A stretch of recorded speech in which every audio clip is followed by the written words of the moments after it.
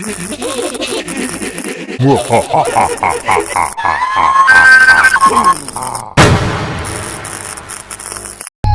तरफ घना अंधेरा और जंगल के अलावा कुछ भी नहीं था। तभी वहां से एक लड़का जो अपनी बाइक पर सवार था गुजर रहा था। अचानक ही उस जंगल के बीचों बीच उसकी बाइक खराब हो जाती है। शिट यार, इस बाइक को भी अभी खराब होना था। इतनी रात हो रही है और तो और यहाँ दूर दूर तक मुझे कुछ दिखाई भी नहीं दे रहा। मैं यहाँ मदद मांगू तो मांगू किससे? वो लड़का ये बात बोल ही रहा था कि तभी उसे किसी की पायल की आवाज सुनाई देती है। वो आवाज उसके कानों में इस तरह गूंज रही थी जैसे मानो वो पायल सिर्फ और सिर्फ उसे ही बुला रही हो। वो लड़का भी अपनी बाइक वहीं छोड़ता है और उस पायल का पीछा करते हुए जंगल के अंदर जाता है, जहाँ वो एक लड़की को बैठा देखता है। उस लड़की को इस तरह सुनसान जंगल में अकेले देख वो लड़का उससे कहता है, एक्सक्यूज मी, आप इतनी रात गई इस घने जंगल में क्या कर रही है? क्या आपको नहीं लगता कि इस तरह अकेले इस जंगल में ठहरना खतरे से खाली नहीं? उस लड़के की बात सुनकर वो लड़की अब जोर जोर से हंसने लगती है। उस लड़के को समझ नहीं आता कि वो इस तरह हंस क्यों रही है। वो उसे सवाल करता, तभी वो लड़की पीछे मुड़ती है। उस लड़की के चेहरे पर काफी सारे निशान थे और उसका चेहरा पूरा सफेद पड़ा था। उसकी आंखें काली थी। उसका ऐसा भयानक रूप देखकर उस लड़के की आवाज हलक में अटक जाती है और वो वहां से उल्टे पैर भागने की कोशिश करता है। लेकिन तभी वो लड़की इतनी तेज चिल्लाती है कि उस लड़के के कान से खून बहने लगता है, मानो उसके कानों के पर्दे फट गए हो। वो लड़का अपनी जान बचाते हुए वहां से भागने की कोशिश करता है, लेकिन तभी वो पिशाचिनी हवा में उड़ते हुए उसके सामने आ जाती है और हंसते हुए उससे कहती है, भाग के कहाँ जाएगा? कैसा तक भागेगा? लोग मेरे पास आते तो अपनी मर्जी से है, लेकिन वो जिंदा कभी नहीं वापस जाते।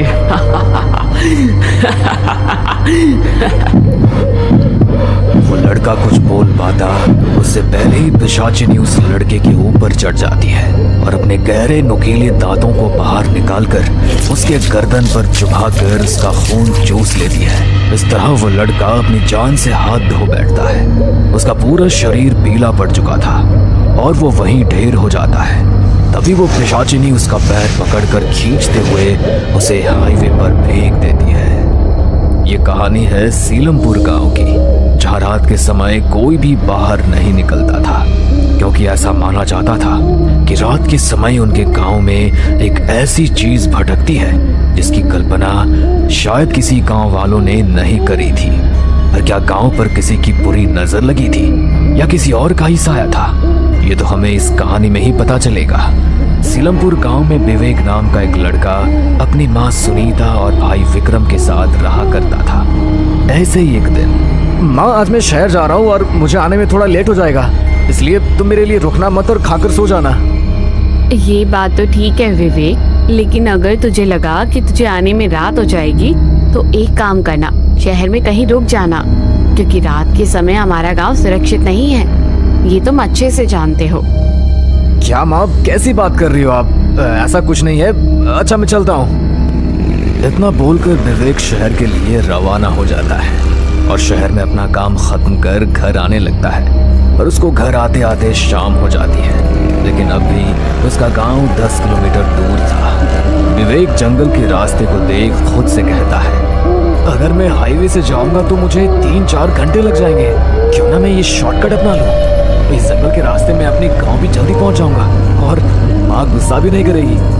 जंगल के रास्ते वो घर जल्दी पहुंच जाएगा, ये सोचकर वो जंगल का रास्ता अपना लेता है। वो थोड़ी ही दूर चलता है कि तभी उसको किसी के रोने की आवाज आती है। इतने घने जंगल में कौन रो रहा है और आखिर वो यहाँ कर क्या रहा है? विवेक उस रोती हुई आवाज का पीछा करता है। थोड़ी दूर चलने पर उसे एक लड़की बैठी हुई नजर आती है जो अपने घुटने पर अपने सर को टेक कर रो रही थी। उस लड़की को देख विवेक अपने बैग से पानी निकालता है और उसे देते हुए कहता है, सुनिए, आप इस तरह रो क्यों रही है? और तो और आप अकेले इस जंगल में क्या कर रही है?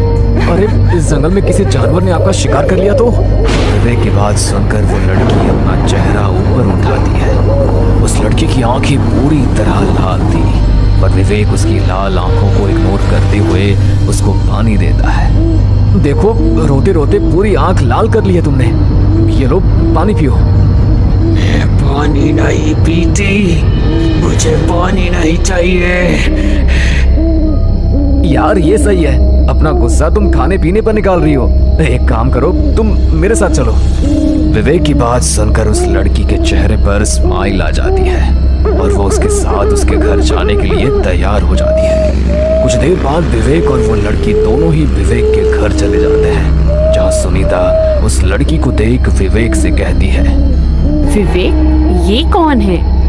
माँ ये कौन है ये तो मुझे भी नहीं पता, लेकिन ये एक लड़की है। तुम्हें पता है, ये मुझे जंगल में रोती हुई मिली थी। जंगल में? तू जंगल के रास्ते से आया था? अरे तेरी बुद्धि पर पत्थर पड़ गया है क्या? एक तो तुझे इस लड़की का नाम नहीं पता, ऊपर से तू इसे जंगल से लेकर आया है। अरे नालायक, तुझे मालूम नहीं उस जंगल में एक पिशाचिनी रहती है जो लोगों का खून चूसकर उसको मार डालती है। कहीं ये लड़की वही पिशाचिनी तो नहीं है? हे लड़की, सच बता, तू पिशाचिनी तो नहीं है ना?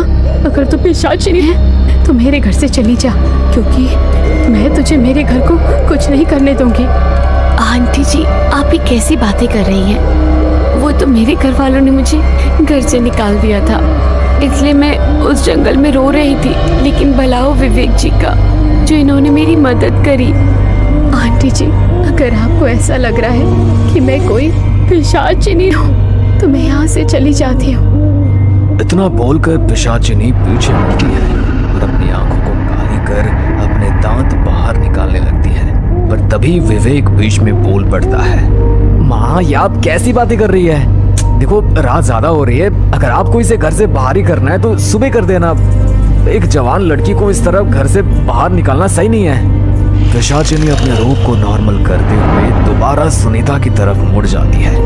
उसकी आंखों में मासूमियत देखकर अब सुनीता को भी लगने लगता है कि वो कोई पिशाचिनी नहीं बल्कि एक आम इंसान है, और वो उसे अपने घर में पनाह देने के लिए तैयार हो जाती है। सभी लोग खाना खाकर सोने के लिए जाते हैं, लेकिन इस दौरान वो पिशाचिनी खाना नहीं खाती। देर रात सभी सो रहे थे, तभी वो पिशाचिनी उठती है और हवा में उड़ने लगती है। उसके काले खुले बाल हवा में लहरा रहे थे। पिशाचिनी उड़ती हुई सिर्फ और सिर्फ विवेक के इर्द गिर्द घूम रही थी। कुछ देर बाद पिशाचिनी आराम से विवेक के करीब बैठी है और धीरे धीरे उसकी गर्दन के पास अपने नुकीले दांतों वाला मुंह ले जाती है। अचानक विवेक की आंख खुल जाती है और वो इस लड़की को अपने इतने करीब देखकर एकदम उठकर पीछे हो जाता है। ये आप क्या कर रही थी? आप मेरे इतने करीब? वो मुझे माफ कर देना। मैं वो दरअसल मेरे पास कोई जवाब नहीं है, पर मैं आपसे प्यार करने लगी हूँ। इन कुछ घंटों में आपने जिस तरह से अपने घर वालों से मेरे लिए लड़ाई करी है और जितनी मेरी केयर करी है, ये सब देखकर मुझे आपसे प्यार हो गया है। विवेक कुछ कहता तभी वो पिशाचिनी अपनी आंखों को काली करती है। विवेक भी उसकी आंखों में खो जाता है और वो उसके सम्मोहन में आ जाता है। अब अगले दिन विवेक उस पिशाचिनी से शादी करने की बात करता है। माँ, मैं नेहा से शादी करना चाहता हूँ। मैं नेहा को प्यार करने लगा हूँ। मैं इसको अपनी पत्नी बनाना चाहता हूँ।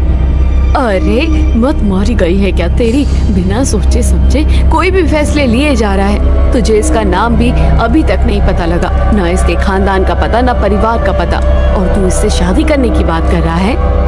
विवेक पिशाचिनी के कब्जे में था, इसलिए विवेक अपनी माँ के सिंदूर को उठाता है और पिशाचिनी यानी नेहा की मांग में भर देता है।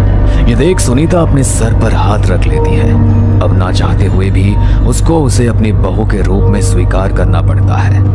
देखते ही देखते 3 दिन गुजर जाते हैं और इस 3 दिन के दौरान विवेक के घर वालों को पता लगता है कि नेहा पेट से है। शादी को अभी 3 दिन भी ठीक से नहीं हुए और ये इतनी जल्दी पेट से है। सुनीता अपने ही सवाल का जवाब ढूंढने लगती है। वो जानना चाहती थी कि उसके घर में जो आई है वो आखिर कौन है।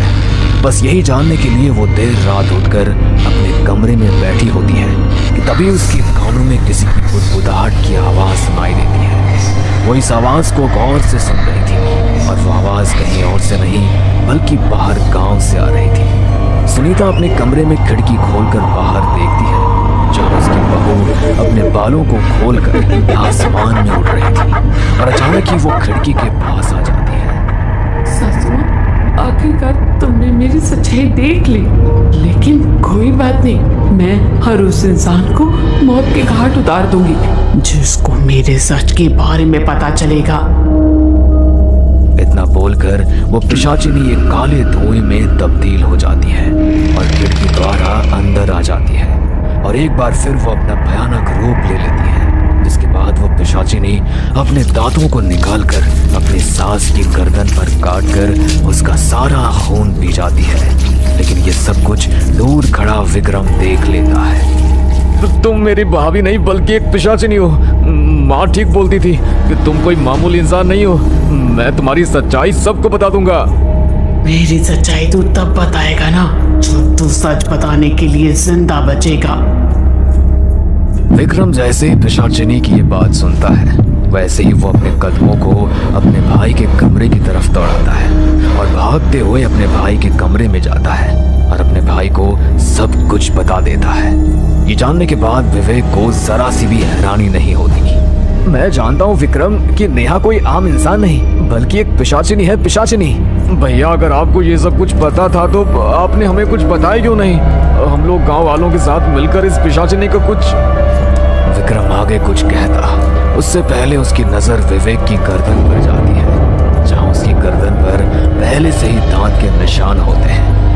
वो दांत का निशान देख विक्रम को ये समझते देरी नहीं लगती कि उसका भाई भी कोई मामूली इंसान नहीं बल्कि एक पिशाच बन चुका है। भैया मैं समझ गया।